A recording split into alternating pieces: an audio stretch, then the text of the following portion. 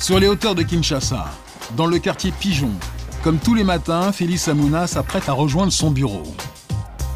Il y a 20 ans, il était encore étudiant en Belgique. Il travaillait dans un call center pour financer ses études. De retour en RDC, il décide de se lancer dans l'aventure en tandem avec sa femme Annie.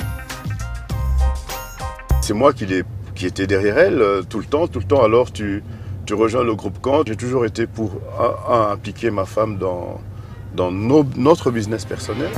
Quand ils se sont rencontrés, Annie travaillait également pour un centre d'appel. Leur association était donc naturelle. Les débuts étaient très durs. C'était sur fonds propres. Pendant 5 ans, Ouais. On a investi à peu près 150 000 $. C'est une nouvelle technologie, les gens ne comprenaient pas trop bien. Et maintenant, c'est un besoin. Oui, c'était pas facile, hein, on a trimé là. Mais bon, on y croyait, donc on avait la foi. Pour être au plus près de leurs clients, Annie et Félix ont installé leur bureau au cœur de la capitale congolaise, dans le quartier Bassoko. Dans cet immeuble de 2 étages, l'entreprise baptisée First and Future compte plusieurs filiales. L'une d'entre elles s'appelle Congo Call Center. En moins de 5 ans, c'est devenu le premier centre d'appel indépendant de RDC. Avec des clients prestigieux comme l'opérateur de téléphonie mobile Tigo ou encore le sud-coréen Samsung. Le lundi matin, c'est la réunion de coordination des principaux collaborateurs de la société.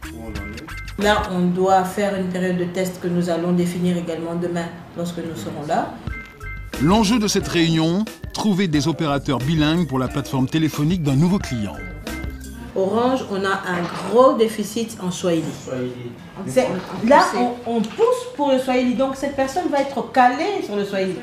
C'est tout le problème de l'entreprise qui doit recruter en permanence des opérateurs téléphoniques. La difficulté, c'est de choisir le bon profil. Il faut tester les opérateurs pour savoir s'ils parlent réellement plusieurs langues. Donc si son français n'est pas excellent, au moins il y a la base sur le... Parce qu'il y a des personnes qui mettent sur le CV, qui parlent ces différentes langues. Mais des fois, elle ne fait que comprendre et ne parle pas. Avec ces nouvelles recrues, Congo Call Center va pouvoir plus facilement démarcher de nouveaux clients. La réunion terminée, Annie Toulouka et son associé Hugues Samou partent en prospection. Mais ce n'est pas toujours facile pour elles. Parfois, il arrive qu'on leur prenne leurs idées. L'offre, on la dépose. Et on se rend compte que quelques mois après, on a copié notre projet pour le donner à quelqu'un d'autre. Les sociétés vers lesquelles on est allé prospecter, ils vous disent « Ah, mais je mets une personne là, on leur donne des téléphones et puis c'est bon, ils répondent. » On dit « Mais non, vous ne savez pas si cette personne a bien répondu, vous ne savez pas si cette personne n'a pas éjecté des appels, vous n'avez pas un reporting sur les appels qui sont arrivés. Donc ça, ce n'est pas un call center. » Leur atout, c'est de faire valoir leur expérience et leur expertise. C'est ce qu'elles vont faire chez ce nouveau client. Une mutuelle d'assurance qui a tenté de monter elle-même son centre d'appel et qui n'est pas du tout satisfaite du résultat. Notre objectif majeur, c'est justement la prise en charge d'un grand nombre d'adhérents. Leurs affiliés ont des soucis ou des préoccupations, c'est qu'ils puissent appeler le centre d'appel et qu'ils puissent être pris en charge directement. C'est ça le plus important et c'est cette fidélisation que nous pensons leur apporter surtout. Annie propose aussitôt des solutions pour aménager le centre d'appel existant. Parce qu'en fait, avec le temps, on va changer les box comme on avait dit, pour que ce soit plus fonctionnel et mettre des séparateurs. Et on avait dit on ne prendra pas des monos, on prendra des bi. Comme ça isole celui qui est en train de parler. À la sortie de cette réunion, Annie est confiante, même si rien n'est encore définitif. Le rendez-vous s'est bien passé, c'est une première étape. Que même s'ils ne l'ont pas dit, ils avaient été voir un de nos concurrents, mais je pense que le professionnalisme n'est pas le même. Même en RDC, le véritable développement des call centers reste pour l'instant limité. Le réseau filaire étant quasiment inexistant, pour fonctionner, leur centre d'appel doit utiliser le réseau mobile GSM, avec des coûts d'utilisation trop élevés. La solution pour Félix Amouna, c'est l'installation de la fibre optique à Kinshasa qui lui permettrait de décupler sa capacité d'appel et de réduire considérablement le coût des communications.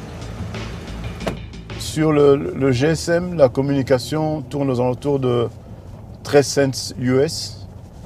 Au niveau de la fibre, on va arriver à les 2 cents. Parce qu'avec la fibre, ça va nous permettre de travailler sur les tarifs du téléphone fixe.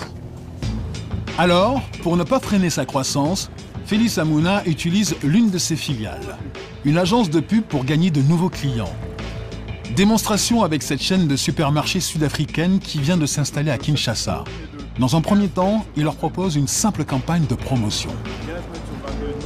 Mettre ça sous un grand chapiteau, mettre des panneaux publicitaires un peu partout dans la ville pour attirer la clientèle ici à Shoprite. Pour Félix Amouna, c'est l'occasion de vendre à son interlocuteur un autre service. De la vente téléphonique grâce à son call center. On appelait ça en anglais « pick it up ». C'est de pouvoir passer sa commande via le call center de produits, marchandises du shop et venir retirer ça justement dans un coin du parking. C'est l'un des secrets de sa réussite, la vente croisée. En anglais, on appelle ça le cross-selling. La stratégie de cross-selling, c'est quoi? C'est de pouvoir, à partir d'un point, vendre un service à un client qui te demande un service et en profiter pour lui vendre notre service. Une technique de travail qui lui a permis de multiplier son chiffre d'affaires de 500% en 4 ans.